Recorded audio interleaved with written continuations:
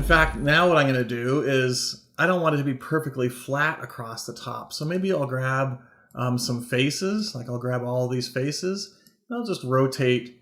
Oh, no, you'll see something interesting here. Watch what's happening. I'm rotating and I'm getting a really weird result, okay? And the reason for this is because of the symmetry. So it's trying to rotate these two faces, but that's symmetric over here. So I can't make that change quite yet, but I'm done with my symmetry. So I can come into my symmetry, pull down, and say clear symmetry. What's the surface? That's the surface. I'll say OK. And now you'll notice there's no more green lines. And if I make a change, for example here, let me do all.